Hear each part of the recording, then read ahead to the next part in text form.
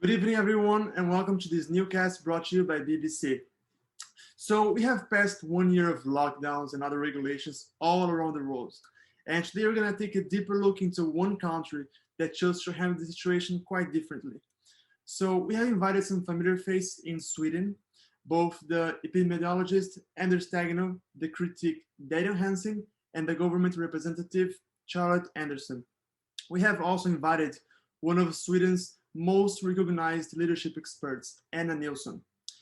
And they're all eager to share their opinions during this news broadcast. And first up is Anders Tegnell and Daniel Hampson, who will debate about Sweden's approach, right? So to start this debate, I want to ask you, Mr. Tegnell, about your strategy that has been critiqued quite a lot over this time of the pandemic. So how do you justify your plan of action? This is a great question, and I get it very often. But it's important to note that back in 2009, 28 countries in the EU created a pandemic preparedness plan, where we all agreed that working together and not closing our borders was the right approach to a pandemic. Now, I decided to be an authentic leader and stay true to what we had agreed on. However, the other 27 did not. Now, I do not blame them from diverging from this path, because when fear struck, politicians changed their minds. In Sweden, we did not. Well, let's compare this to your neighboring countries, specifically Norway.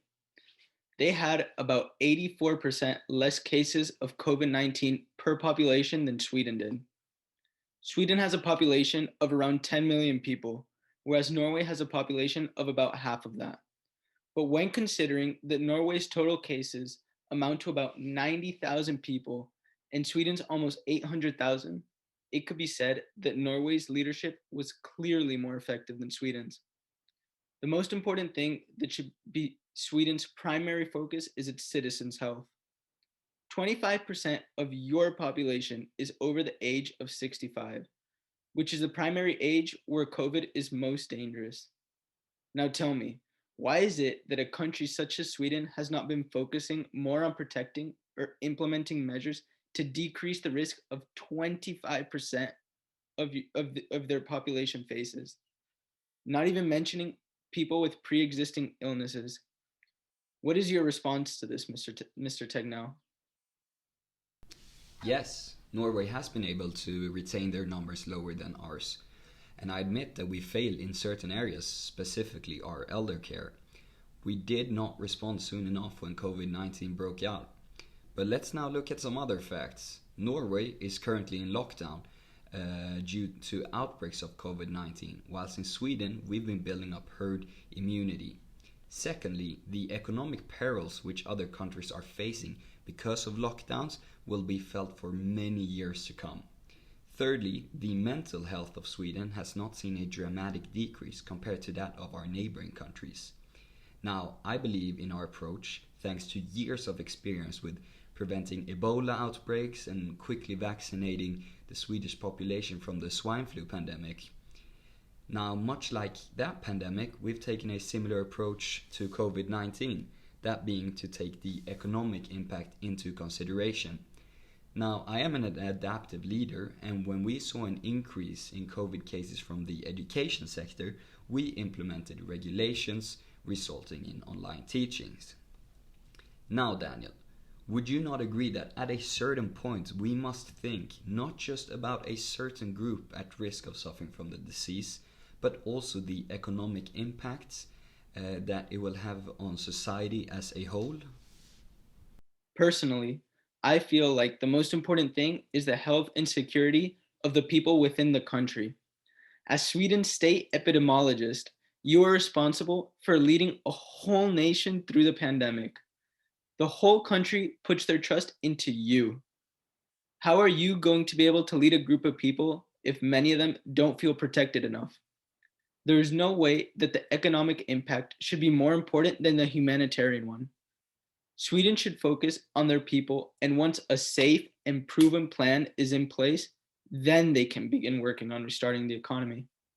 As the authentic leader that you claim to be, how can you acknowledge that you haven't done as much to prevent the worst case scenario of people dying and still maintain that you believe your approach has been the right response? Well, I leave it in your hands now, Mr. Tegno. Okay, so now that both parties have shared their opinions, we want to close the debate and go over to our next part. So thank you, Mr. Dagno, and thank you, Mr. Hampson. So based on some of these statements and further research, we have our leadership expert that is going to take a closer look into Anders Dagno's leadership approach. So Mr. Nielsen, could you tell us a little bit more about some of the main leadership styles that you have been seeing during the pandemic and what is currently lacking? Anders Tegno can be described as a very modern and agile leader that counts on the common sense of the citizens rather than specific restrictions. In contrast to most countries, Sweden set a clear long-term strategy in the beginning of the pandemic, which was mass immunity. Now, the Swedish government makes decisions within that strategy by taking into account expert opinions and numbers, but instructions still remain relatively vague. And this technology shows many important leadership traits such as intelligence, self-confidence, and integrity, but lacks the charismatic presence of a typical leader figure. As I evaluated the general leadership strategy, I looked at the behavioral approach of theory as well as the path goal theory. As for the behavioral approach, I would place Sweden on the left side of the grid. This means that the concern for people in terms of well-being and businesses is quite high, but the concerns for results in the context of COVID-19 numbers are somewhat neglected, which led to people being put at risk. This could be due to the country's high concern for the economy instead of reduction of infections. A definite placement on the grid is impossible, since there are many different aspects to consider and ways to look at it. As for the path goal theory, which attends to the motivation of followers, Sweden takes a mostly participative approach by including the citizens in the response through not setting clear instructions, but rather making suggestions. But due to the situation being highly complex and the future uncertain, while the tasks and rules are unclear and ambiguous, the circumstances demand a more directive approach in order to be more effective. So Mrs. Nielsen mentioned the lack of directed measures. How would you describe your approach, Mrs. Anderson? And are there any specific challenges that you are currently facing? So what we would say is that we tested and tried. We went for a mitigation strategy, allowing the virus to spread in hope that it will finally lead to herd immunity.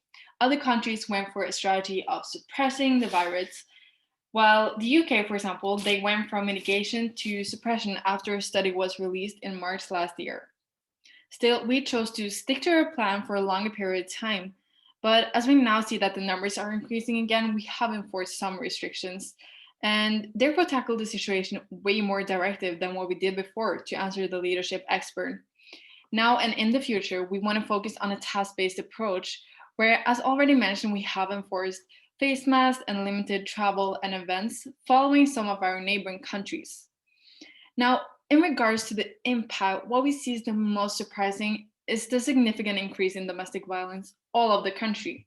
We are aware that domestic violence has been an issue even prior to COVID, but there has been such a significant increase right now, and analysts have not been able to get a full picture of why there has been such an increase, besides the fact that people spend way more time at home, and also it's more difficult to escape. Yeah, we believe that it comes from the stressful elements of the virus, as people have lived in uncertainty. For a long period of time, we had no clear guidelines, and people lived in fear of what was going to happen next.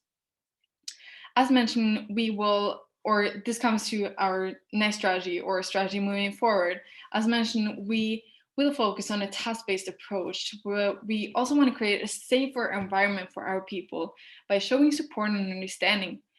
First of all, we will provide service centers where people can freely enter to discuss with well-being specialists and specialists within other fields to get out of their homes. And we will also be creating emergency hotlines where people can call whenever it's needed, and we will assist with what people actually need help with. Furthermore, it's so important that people spread awareness, and that's why we want to create a campaign called Support Nearby, which we encourage people to share on social media platforms in order to get individuals and people to understand that they will never be alone in this situation. We hope that we can decrease domestic violence based on some of these measures and hope for the situation to sustainably improve. Thank you for your insights. And finally, back to our leadership expert. What do you believe would be the best leadership approach to tackle those future challenges? I believe that a high concern for results as well as for people should be shown. This means a team management style is desirable. Furthermore, Sweden should be achievement-oriented by setting high goals and challenging the country to improve as a whole. However, in the case of domestic violence, the victims should be treated with empathy and genuine concern. This is why I suggest implementing a supportive behavior as well. Sweden has certainly taken a different approach, yes. Still, does that mean they failed? Well, we have gained insight by including criticism and support about Mr. Tagno and the government's leadership approach, of course. Mr. Tagno's leadership approach is controversial, but it can be looked at from different angles. So does that make him a bad leader? We can't answer all questions, but it's also difficult to state whether or not Sweden failed. Okay. However, with a clear plan based on the learnings they have made, Sweden might see the light in the end of the tunnel. So that's it for today, guys. Thank you very much and have a great day.